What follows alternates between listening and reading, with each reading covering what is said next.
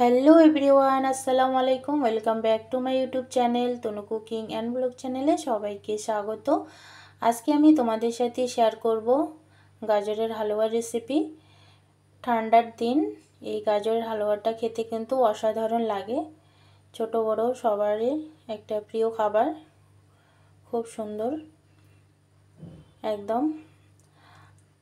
আমি কিন্তু খোয়া ছাড়া আর খুব কম সময়ের মধ্যে খুব কম উপকরণ দিয়ে ঝটপট সবাই তোমরা বাড়িতে বানিয়ে নিতে পারো, সেইভাবে আমি রেসিপিটি তোমাদের সাথে শেয়ার করব। আশা করি তোমাদের খুব ভালো লাগবে। ভালো লাগলে লাইক শেয়ার কমেন্ট অবশ্যই করবেন। তো হালুয়া বানাতে কিন্তু খুব সময় লাগে আর খেতে কিন্তু অসাধারণ লাগে, এটা আমরা সবাই জানি। তো চলুন শুরু করা যাক। এদিকে আমি 1 কিলো গাজর নিয়েছি, দেখতে পাচ্ছেন গাজরগুলো। আমি এই গাজরগুলোকে ছিলকাটা ছিলে তারপরে পরিষ্কার করে নিয়ে আমি কিন্তু গ্রেট করে নেব।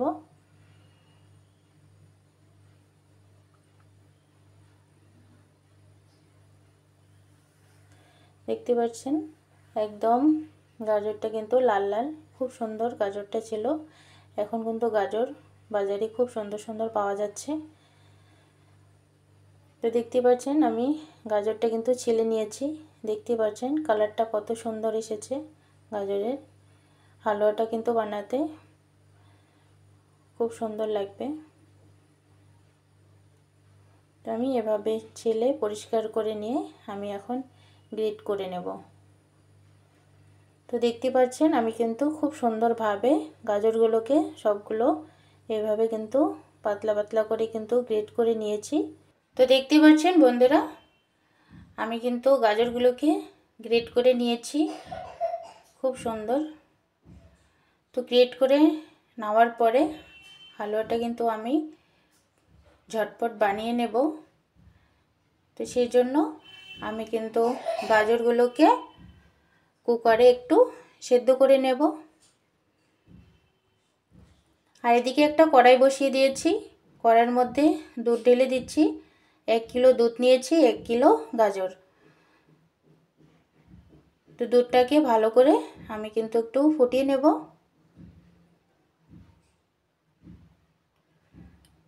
তো দেখতে পাচ্ছেন দুধটা ভালোভাবে ফুটিয়ে গেলে তারপরে সেই গাজরগুলো এখানে আমি ঢেলে দেব।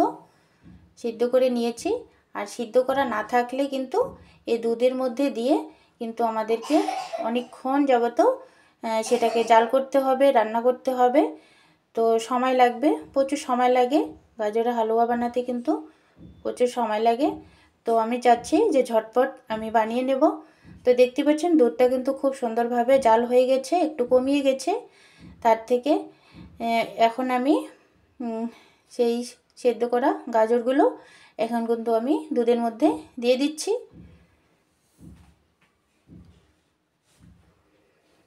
সবগুলো গাজর আমি দিয়ে দেব, দিয়ে ভালোভাবে নেড়েচেড়ে দেব। তো দেখতে পাচ্ছেন আমি গাজরগুলো দিয়ে দিলাম। দেওয়ার পর গাজরের সাথে দুধটার টেক্সচারটা দেখছো কত সুন্দর হয়েছে। এভাবে কিন্তু আমাদেরকে রান্না করতে হবে যতক্ষণ না দুধটা কমে যাচ্ছে। তো দুধের সাথে গাজরটা কিন্তু আগেই সেদ্ধ করা ছিল, তো এখানে বেশি সময় লাগবে না। খুব সুন্দরভাবে আর খুব কম সময়ের মধ্যে কিন্তু সেটা তৈরি হয়ে যাবে। আপনারা প্লিজ পুরো ভিডিওটি দেখতে থাকেন। তো আমি কিছুক্ষণ পর পর কিন্তু এভাবে নেড়েচেড়ে দেব। আর কড়াইয়ের মধ্যে যে লেগে আছে সাইডে সেটাও কিন্তু আমি পরিষ্কার করে দেব। আর এভাবে মাঝে মাঝে একটু নেড়েচেড়ে দিতে হবে, নইলে কড়াইয়ের নিচে লেগে যাবে।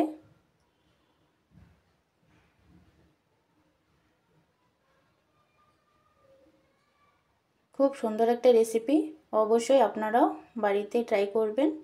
গাজরের হালুয়া খেতে কিন্তু খুবই দারুণ লাগে। আমি তো প্রায় এটা বানিয়ে থাকি। তো দেখতে পাচ্ছেন ধীরে ধীরে কিন্তু গাজরের হালুয়ার যে কালারটা সেটা কিন্তু চেঞ্জ হয়ে আসছে। মাশাআল্লাহ দেখতে কিন্তু দারুণ হয়েছে। আর এভাবে কিন্তু নেড়েচেড়ে দিতে হবে, নইলে কিন্তু নিচে লেগে যাবে। আর কড়াই সাইডে যে লেগে আছে সেটাও কিন্তু পরিষ্কার করে নেবে, দেখতেও দারুণ লাগবে। তো দেখতে পাচ্ছেন দুধটা কিন্তু খুব সুন্দরভাবে গাজরের সাথে মিশে গেছে। এখন কিন্তু দেখতেও দারুণ হয়েছে।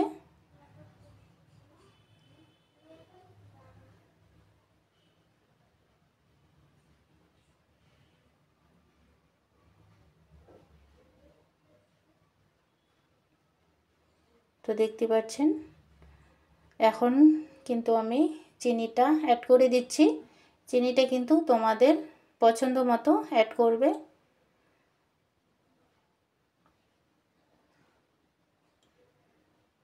তো আমি চিনিটা দেওয়ার পর আবারও ভালোভাবে নেড়েচেড়ে দিচ্ছি। চিনিটা গলে যাবে। গলে যাওয়ার পরে কিন্তু একটু মনে হবে যে একটু পানি পানি হচ্ছে। টেনশনের কিছু নেই, এখানে খুব সুন্দরভাবে সেটা শুকে যাবে, একদম ড্রাই হয়ে যাবে। দেখতেই পাবেন, দেখতে পাচ্ছেন মনে হচ্ছে যে আমি জল দিয়েছি, কিন্তু না, এটা চিনির থেকে শিরাটা বের হয়েছে খুব সুন্দরভাবে। আবারও একটু জাল করে নেব, এভাবে কষিয়ে নেব খুব সুন্দর।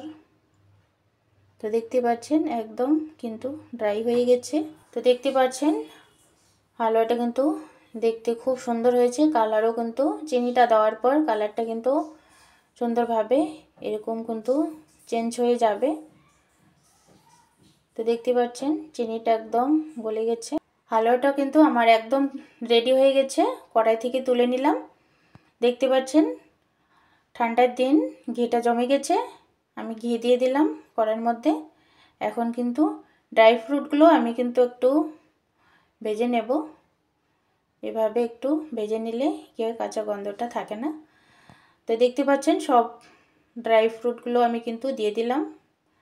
দেওয়ার পরে একটু এভাবে একটু ভেজে নেব, নিয়ে তারপরে হালুয়াগুলো দেখতে পাচ্ছেন আমি কিন্তু এখন দিয়ে দেব সবগুলো।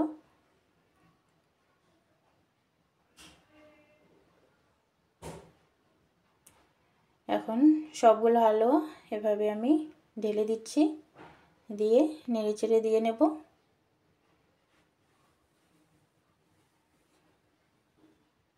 তো দেখতে পাচ্ছেন মাশাআল্লাহ দারুণ হয়েছে। দেখতে যতটা লোভনীয় হয়েছে খেতেও কিন্তু মাশাআল্লাহ দারুণ হয়েছে। অবশ্যই আপনারা আমার প্রসেসে তোমরাও একবার বাড়িতে ট্রাই করবেন। আর এখানে কিন্তু আমি এলাচি পাউডারটা দিয়ে দিলাম। তো দেখতে পাচ্ছেন খুব সুন্দর একটা রেসিপি ঠান্ডার দিনে। তো এটা খেতে কিন্তু দারুণ লাগে, বানিয়ে একটু সময় নিয়েও খেতে পারবে। দেখতেই পাচ্ছেন মাশাআল্লাহ দারুণ হয়েছে। আশা করি আমার এই ভিডিওটি আপনাদের ভালো লেগেছে। ভালো লাগলে লাইক শেয়ার কমেন্ট অবশ্যই করবেন। আর যারা যারা এখনও আমার চ্যানেলটি সাবস্ক্রাইব করেননি প্লিজ চ্যানেলটি সাবস্ক্রাইব করে পাশে থাকা বেল আইকনটি ক্লিক করে রাখবেন, যাতে করে আমার এরকম নিত্য নতুন রেসিপি সর্বপ্রথম আপনাদের কাছে পৌঁছে যায়। সবাই ভালো থাকবেন, সুস্থ থাকবেন। আল্লাহ হাফেজ।